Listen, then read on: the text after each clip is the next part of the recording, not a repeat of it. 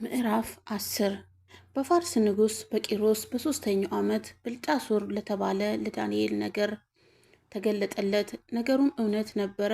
እርሱም ታላቅ ጦርነት ነው። ነገሩንም አስተዋለ። በራእዩም ውስጥ ማስተዋል ተሰጠው። በዚያም ወራት እኔ ዳንኤል 3 ሳምንት ሙሉ ሳዝን ነበረ። ማለፊያ እንጀራም አልበላሁም፣ ስጋና ጠጅም በአፌ አልገባም። 3ቱም ሳምንት እስኪፈጸም ድረስ ዘይት አልተቀባሁም። ከመጀመሪያም ወር በ24ኛው ቀን ጤግሮስ በተባለ በታላቅ ወንዝ አጠገብ ሳለው ዓይኔን አነሳው።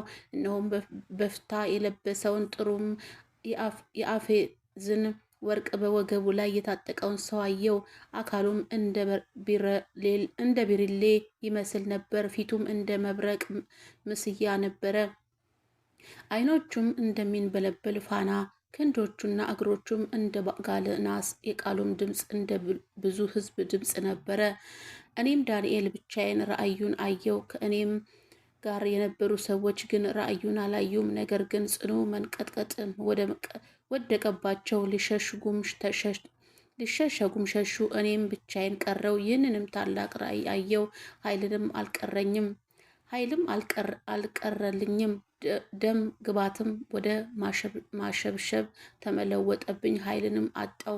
የቃሉም ድምፅ ሰማሁ። የቃሉም ድምፅ በሰማው ጊዜ ደንግጬ በምድር ላይ በግንባሬ ተደፋው። እነሆም አንዲት እጅ ዳሰሰኝ፣ በጉልበቴና በእጄም አቆመችኝ። እርሱም እጅግ የተወደደ ሰው ዳንኤል ሆይ እኔ ዛሬ ወደ አንተ ተልኬያለሁና የምነግርህን ቃል አስተውል፣ ቀጥ ብለህም ቁም አለኝ። ይህንንም ቃል ባለኝ ጊዜ እየተንቀጠቀጡ ቆመው። እርሱም እንዲህ አለ፣ ዳንኤል ሆይ አትፍራ። ልብህ ያስተውል ዘንድ ሰውነትን በአምላክ ፊት ይዋደድ ዘንድ ካደረግክበት ከመጀመሪያው ቀን ጀምሮ ቃልህን ተሰምቷል። እኔም ስለ ቃልህ መጥቻለሁ። የፋርስን መንግስት አለቃ ግን 21 ቀን ተቋቋመኝ። እነሆም ከዋነኛዎች አለቃዎች አንዱ ሚካኤል ሊረዳኝ መጣ። እኔም ከፋርስ ነገስታት ጋር በዚያን ተውሁት። ራእዩም ገና ለብዙ ዘመን ነውና በኋለኛውም ዘመን ለሕዝቡ የሚሆነውን አስታውቅ ዘንድ አሁንም መጥቻለሁ። ይህንን ቃል በተናገረኝ ጊዜ ፊቴ ወደ ምድር አቀረቀረው፣ ዲዳም ሆነው። እነሆም የሰው ልጅ የሚመስል ከንፈሬንም ዳሰሰኝ። የዚያንም ጊዜ አፌን ከፍቼ ተናገር። በፊቴም ቆሞ የነበረው ጌታ ሆይ ከራእዩ የተነሳ ሕመሜ መጣብኝ፣ ኃይልንም አጣው። ይህ የጌታ ባሪያ ከዚህ ከጌታም ጋር ይናገር ዘንድ እንዲህም ይቻላል። አሁንም ኃይልን አጣው፣ እስትንፋስንም አልቀረኝም አልሁ። ደግሞ ሰው የሚመስል ዳሰሰኝ፣ አበረታኝም። እርሱም እጅግ የተወደድክ ሰው ሆይ አትፍራ፣ ሰላም ላንተ ይሁን፣ በርታ፣ ጽና አለኝ። በተናገረኝም ጊዜ በረታሁና አበርትተኸኛልና ጌታዬ ይናገር አልሁ። እርሱም እንዲህ አለኝ፣ ወደ አንተ የመጣው ስለምን እንደሆነ ታውቃለህን? አሁንም ከፋርስ አለቃ ጋር እዋጋ ዘንድ እመለሳለሁ። እኔም ስወጣ እነሆ የግሪክ አለቃ ይመጣል። ነገር ግን በእውነት ጽሑፍ የተጻፈውን እነግርሃለሁ። በዚያንም ነገር ከአለቃዎች ከሚካኤል በቀር ማንም የሚረዳኝ የለም።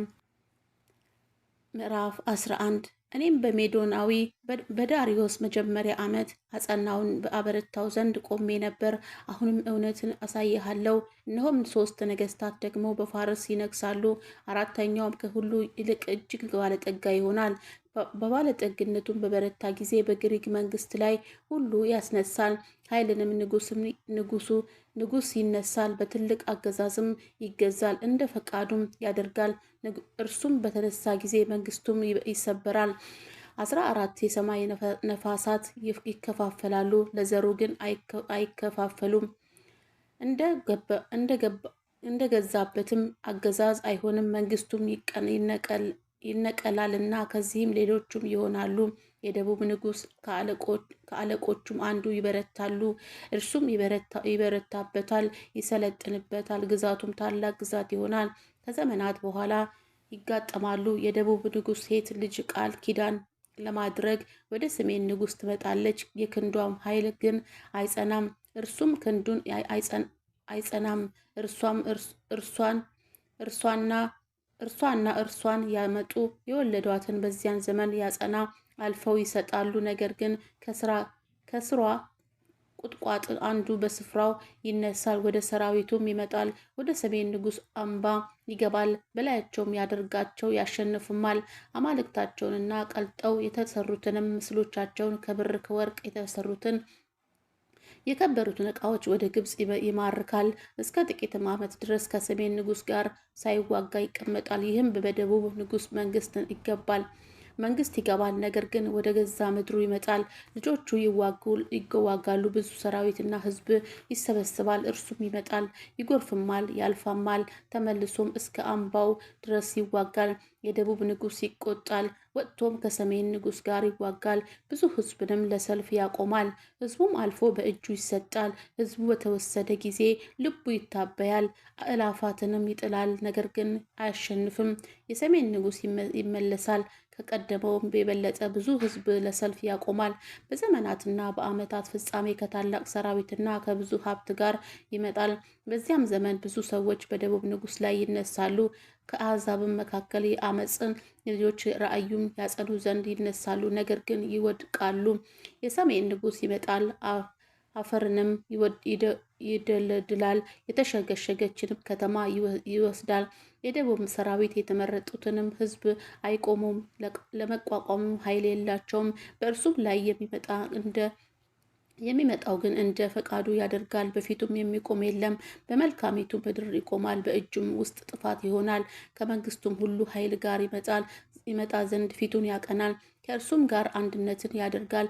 ያረክሳትም ዘንድ ሴትን ልጅ ይሰጠዋል፣ እርሷም አትጸናም፣ ለእርሱም አትሆንም። ከዚህም በኋላ ፊቱንም ወደ ደሴት ይመልሳል፣ ብዙዎችን ይወስዳል። አንድ አለቃ ግን ስድቡን ይሽራል፣ ስድቡንም በራሱ ላይ ይመልሳል። ፊቱንም ወደ ገዛ ምድሩ አምባዎችንም ይመልሳል፣ ተሰናክሎም ይወድቃል አይገኝም። የዚያን ጊዜ በመንግስቱ ክብር መካከል አስገባሪውን የሚያሳልፍ በስፍራው ይነሳል። ነገር ግን በቁጣ ሳይሆን በሰልፍ ሳይሆን በጥቂት ቀን ይሰበራል። በእርሱ ስፍራ የተጠቃ ሰው ይነሳል። የመንግስቱንም ክብር አይሰጡትም። በቀስታ መጥቶ መንግስቱንም በማታለል ይገዛል። የሚጎርፍንም ሰራዊት ከፊቱ ይወስዳል። እርሱም የቃል ኪዳን አለቃ ይሰብራል። ከእርሱም ጋር ከተወዳጅ በኋላ በተንኮል ያደርጋል። ከጥቂትም ሕዝብ ጋር መጥቶ ይበረታል። በቀስታ አገር ሁሉ ወደ ለመነችው ክፍል ይገባል። አባቶችና የአባቶች አባት ያደረጉትንም ያደርጋል። ብዝበዛውንም ምርኮውንም ሀብቱንም በመካከላቸው ይበትናል። በምሽጎችም ላይ እስከ ጊዜው ድረስ ሀሳቡን ይፈጥራል። በታላቅ ሰራዊት ሆኖ ኃይሉንም ልቡ በደቡብ ንጉሥ ላይ ያስነሳል። የደቡብ ንጉሥ በታላቅና በብዙ ሰራዊት ሆኖ በሰልፍ ይዋጋል። ነገር ግን ሀሳቡ በእርሱ ላይ ይፈጥራሉና አይጸናም። መብልን የሚበሉ ሰዎች ይሰብሩታል፣ ሰራዊቱንም ይጎርፋሉ፣ ሕዝቡንም ተገለው ይወድቃሉ። እነሆም ሁለት ነገስታት ክፋትን ያደርጉ ዘንድ በልባቸው ያስቡ በአንድ ገበታም ተቀምጠው ሐሰት ይናገሩ። ነገር ግን ፍጻሜው እስከተወሰነ ጊዜ ነውና አይከናወንላቸውም። ከሕዝቡ ሀብት ጋር ወደ ምድሩ ይመለሳል። ልቡም በተቀደሰ ቃል ኪዳን ላይ ይሆናል። ፈቃዱን ያደርጋል፣ ወደ ገዛ ምድሩም ይመለሳል። በተወሰነ ጊዜ ይመለሳል፣ ወደ ደቡብ ይመጣል። ነገር ግን ኃይለኛ እንደ ፊተኛው አይሆንም። የኪቲም መርከቦች ይመጡበታልና፣ ስለዚህም አዝኖ ይመለሳል። በቅዱስም ቃል ኪዳን ላይ ይቆጣል፣ ፈቃዱንም ያደርጋል።